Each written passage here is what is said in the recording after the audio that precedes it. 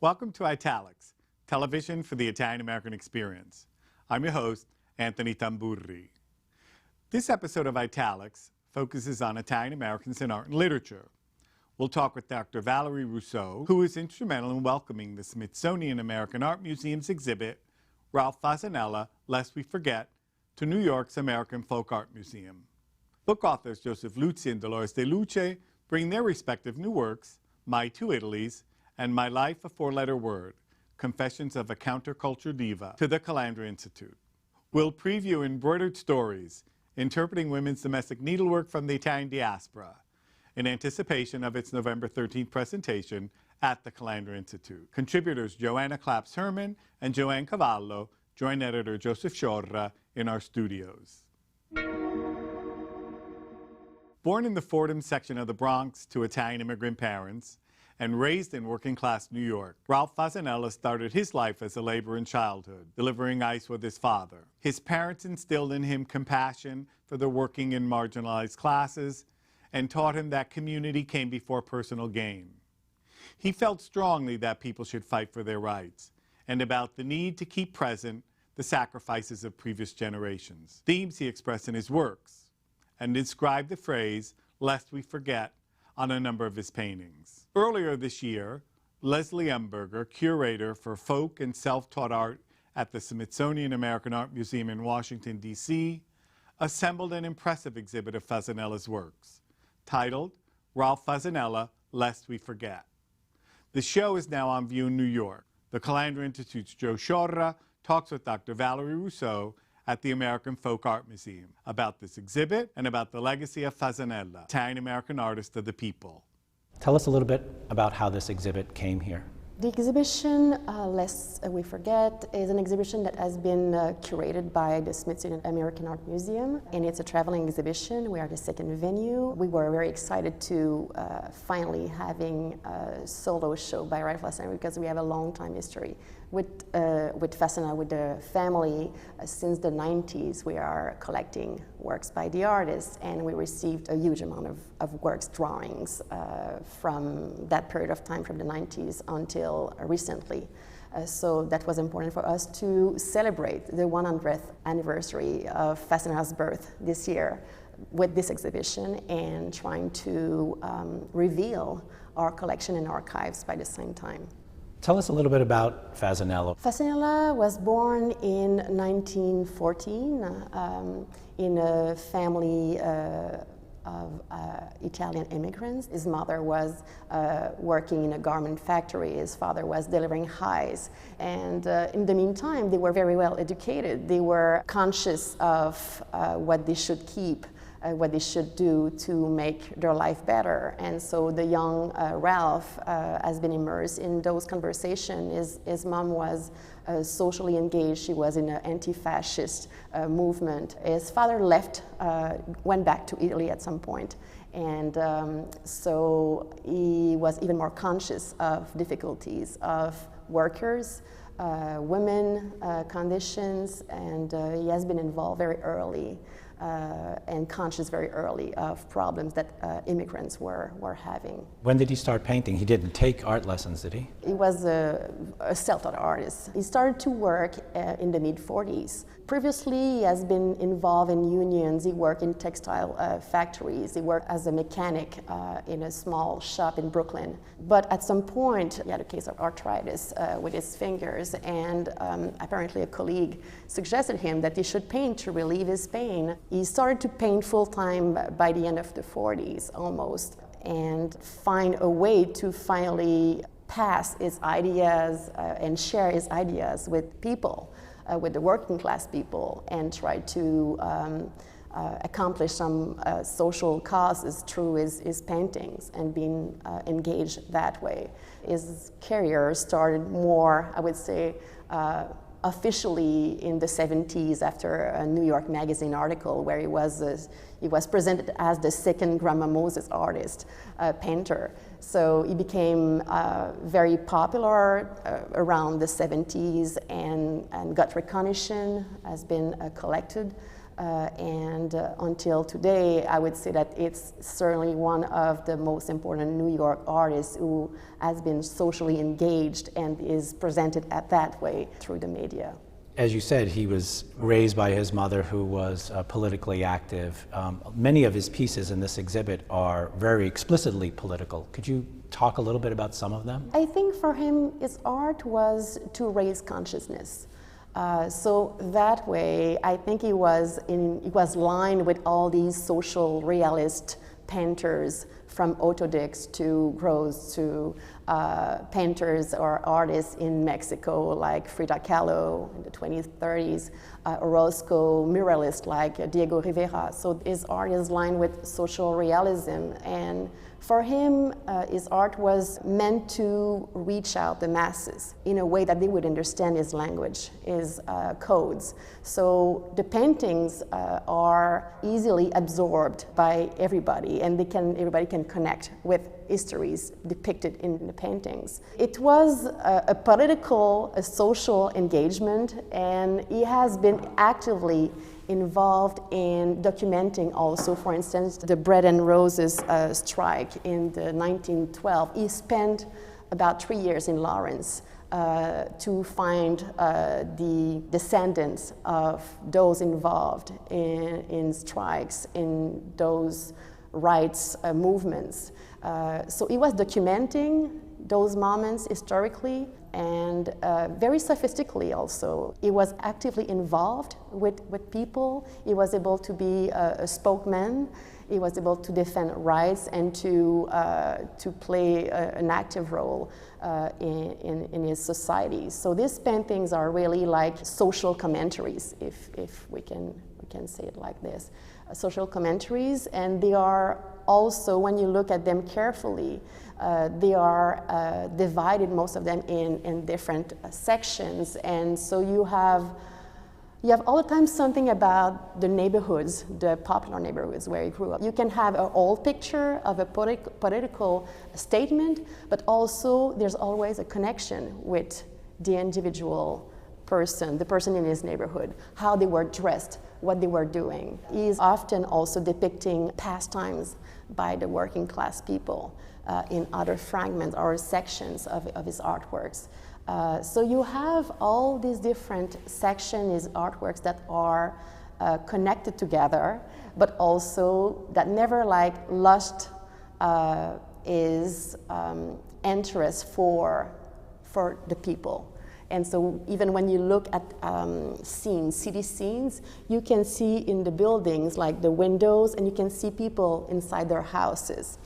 So you never lose the connection with the people, with the roots. And for him, that was another statement. We should not lose or forget the fact that we're all immigrants. We should not forget where we are from and what we can do to have a better life. So this connection was all the time there. Even when he depicted paintings that are more political tragedies or national tragedies, there's always a connection to the citizen and his own or her own roots. And thus the title of the exhibit, Lest We Forget. Yes. Visually, as you said, you could see all these different sections. They're incredibly dense. Your eye is drawn in so many different ways and places in the paintings. Do you know how he kind of mapped out each one of these paintings? We just want to mention that the American Folk Art Museum has a significant amount of papers from the artists. We are having sketches, we are having correspondence, we are having articles that he was collecting that they became the sources in his artworks. For instance, you see a lot of headlines, newspaper headlines. So you have a better understanding of how he was composing, organizing the surface of his canvases, and you have a better understanding of also where he picked his sources. He was apparently sketching all the time. At Nathan's Diner, in the subways, and when you look at the piece in front of us, it's Comrade, Farewell Comrade, the end of the Cold War, and you see a fragment of the Subway Riders. Subway Riders is is a piece that we have in our collection from the 1950s, and this piece is permanently exhibited in the subway station, the 5th Avenue and 53rd Street. And so when he was preparing his artwork, he said clearly, I don't paint for my paintings to be hung in some rich guy's living room. I'm painting for my paintings to be seen by everybody. So I think that when you look at this work and you understand a little more the engagement, this fascination to connect with the people everywhere. About the headlines, it's another good example. He was keeping like the most important headlines, and you could imagine that some of them, after me asking to Mark Fasanella, his son, I was not sure if the headlines were fictional or they were real. And actually they are both fictional and real. He was keeping the style of the usual headlines that we could have read, and also some headlines are real headlines that he took in the newspaper. There are structural lines, for instance, when you look at some of the painting of the 60s and the 70s, you have this big A in the central part of the canvases. A for atom, for atomic, what was behind the Cold War. They can be seen as letters that are encapsulating the political statement, but also they are structures, convenient structures, to organize his canvases, and they can refer also. And someone was giving the example that it looks like also how refrigerators were organized. Yeah. When he was young and he was delivering highs with his father, apparently he was also the one who was removing the food from the refrigerators and putting back the highs and reorganizing the food inside the refrigerators. So when you look at these artworks, you find out that it looks like they are like shelvings. It's never clearly just an historical statement. It's always connected to his life experience and his childhood, and a lot of references to his parents and how they suffered, how they made their way, and how they succeed somehow to raise their families. So the notion of Fasanella as an urban artist, sort of when we think of folk artists and self-taught artists historically, a lot of people saw them like Grandma Moses, someone associated with the rural past. Here was somebody, maybe perhaps for the first time or around that time, where he came out as an urban artist, and that was kind of unique. To think of a folk artist working in the city. I think it's one of the reasons why it's so significant today. It's so important to have an artist like Fasanella, because you can definitely relate these artworks with politically engaged artists.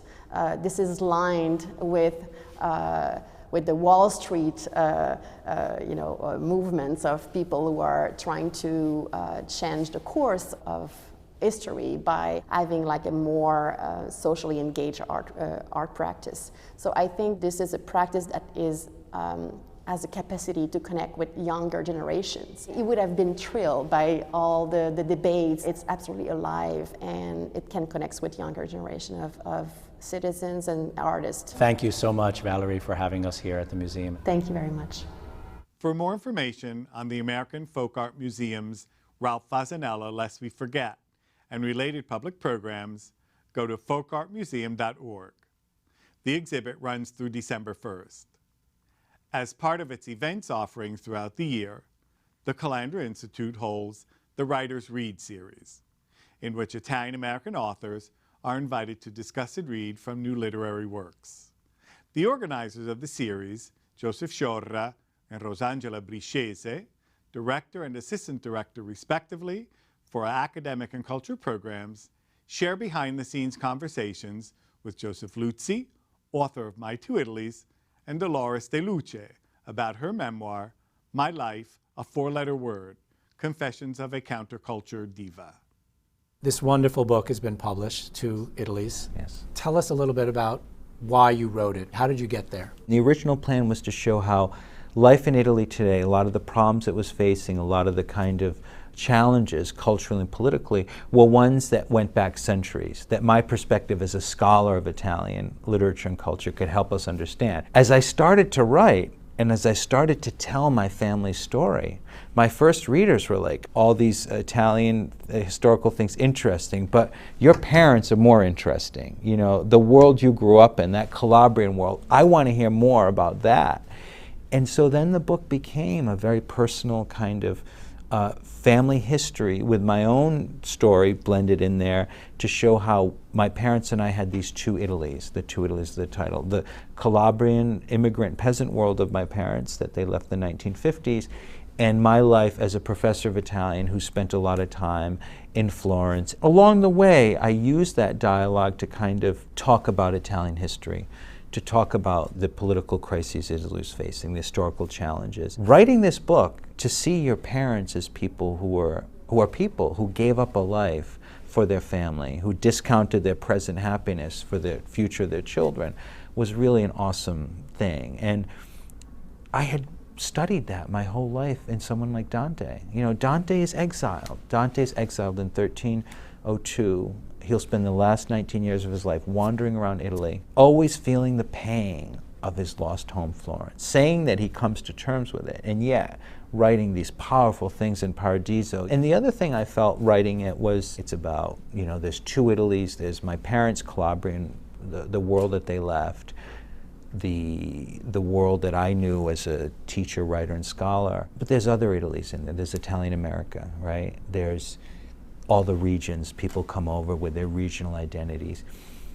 There's all these Italies, but when I finished the book, I thought it's really a book about the family and the American family, because so many families have some story like that. And I also realized that my family's journey from Italy entailed loss, especially for my father, who never quite got the hang of life in the US, you know, who really lived like a Calabrian here. And I didn't know that growing up. I just knew that I lived in an unusual home in which there was this enormous cultural divide between me as I learned English, as I went through school, I played American sports, and then my parents, who seemed to have come from another universe. But this book showed me what that universe was, and, you know, I'm eternally grateful because in a way, it helped me understand not just them as people, but what a kind of journey of immigration entails and how high the stakes are for the people. Even when you think they left somewhere poor for somewhere less poor. It's not that simple, and I didn't know that. You know, I didn't realize that, sure, they had more money in the US, but my dad did backbreaking labor to get it, but life was harder. The work is one of the few works that have come out that deal with post-World War II Italian immigrants to the United States. This is something I felt intuitively growing up. I didn't feel Italian American as such. My family was from Italy. They were born in Calabria. My brothers and sisters were born in Calabria. It wasn't a remote ancestral thing where they had come to the United States, set up shop. I was born much later. I see classic Italian American culture as a kind of historical category, very much bound to the classic icons, which were not part of my home growing up. There's so many different registers of the Italian American experience. You write that people need to go study Italy to understand Italian Americans. I see the Italian American experience bound up in the Italian experience. Thank you, Joseph. Thank you. Grazie.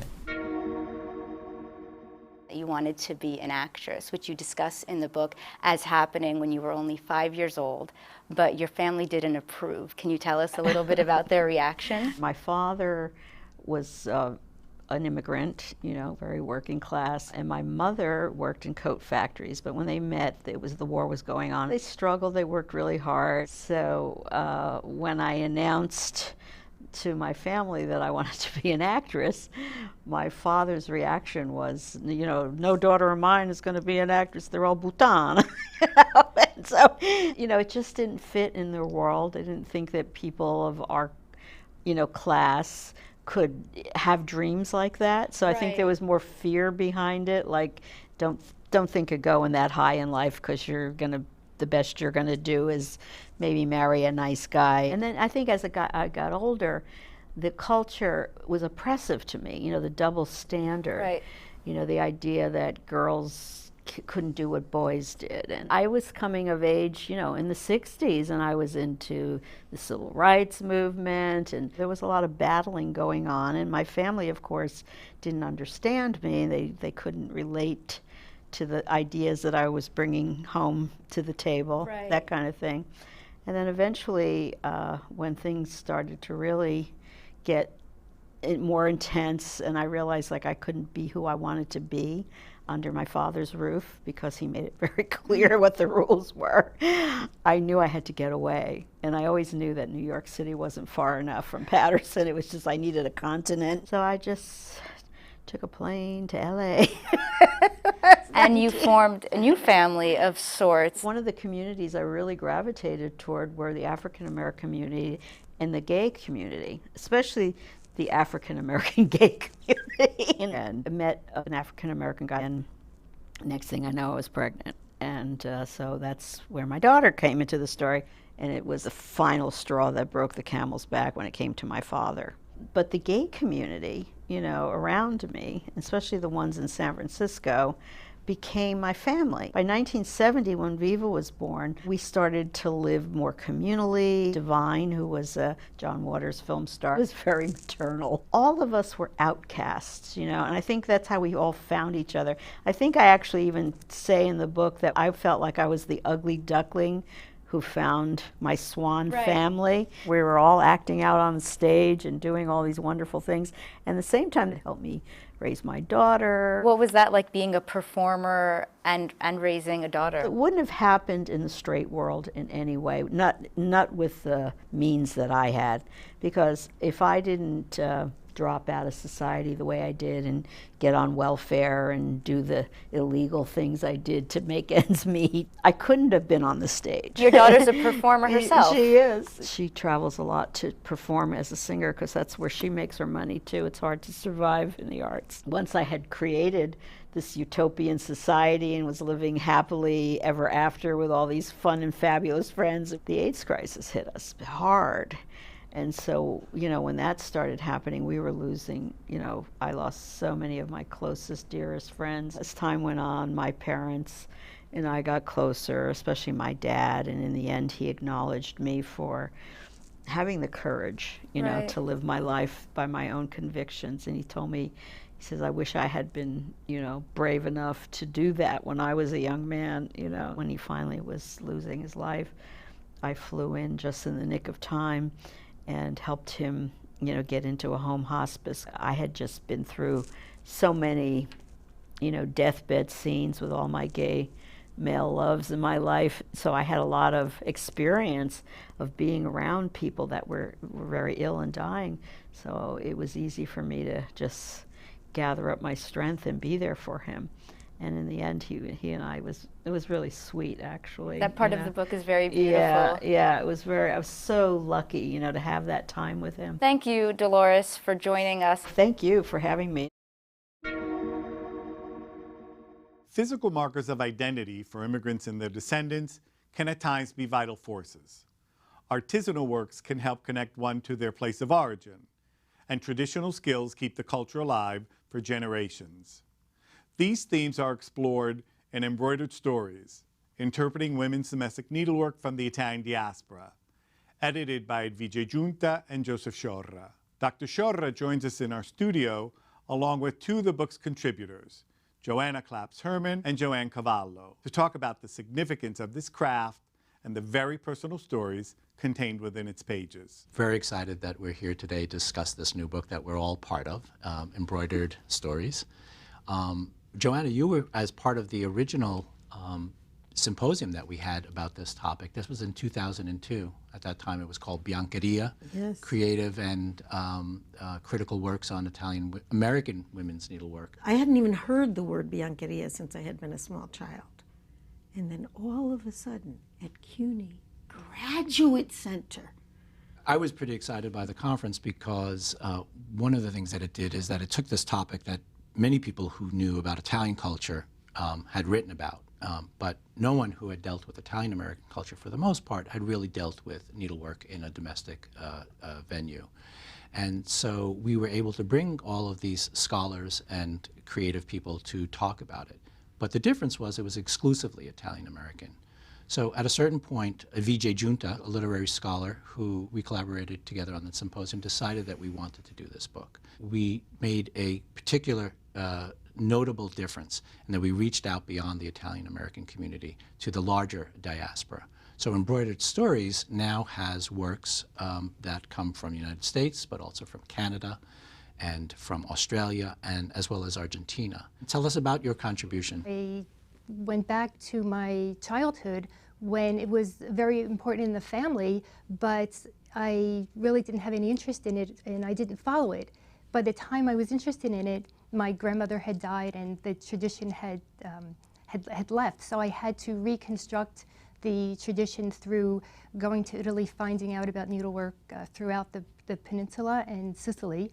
And then when I was teaching literature humanities at Columbia, it kept coming up over and over again in the texts that we read with students as important moments in stories, from ancient Greece to Virginia Woolf's To the Lighthouse. In Homer, Penelope is weaving and unweaving. But when I teach the Odyssey, I used to say all the time, these are just like my family. And I began to realize, and in this particular case, it's not an accident that Penelope is given that task. In the context of the ancient world, a woman's status was measured by her skill with thread. And that was throughout the ancient world, certainly not just in Greece. And then I realized that's exactly in my family. You had to know. We were all expected to knit, crochet, embroider, make our own clothes, and from when we were tiny. My first real introduction to Italian American needlework was with my mother shopping for Catholic school clothes. I remember her quietly lifting up the inner seam of a pair of pants, and she said, "Look at this seam, look how bad it is."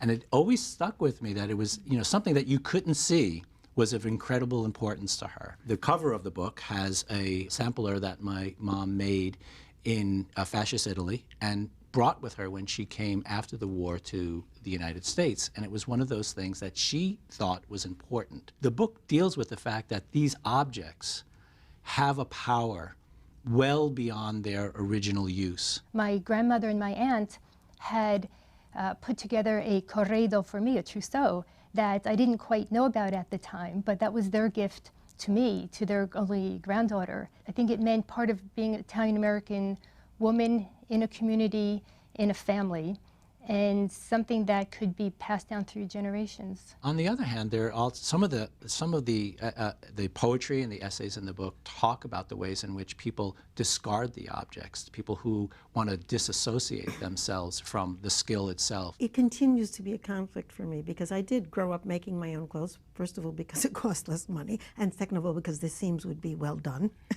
But when I started to write, it's very minimal in my life, and it's a real loss because it's a very different experience to be using your hands in that intense way. In my experience, somehow it passed over my generation because I never learned, I was never interested, I was thinking about academics, but my daughter picked up the skill. She's fourth generation, but she will be the one to carry on the tradition. One of the things that's in the book that we're really excited about, that there are a number of visual artists like Biamori and Karen Guancione have taken the idea of traditional embroidery and lace work and used it to create something completely different and something new, sometimes hearkening back to the past, but sometimes just using it as the bare minimum for creating something new. These exactly, I think, was the impetus for the book, was the idea is to, in one hand, document this incredible work, but also to contribute to the ongoing production of Italian-American culture,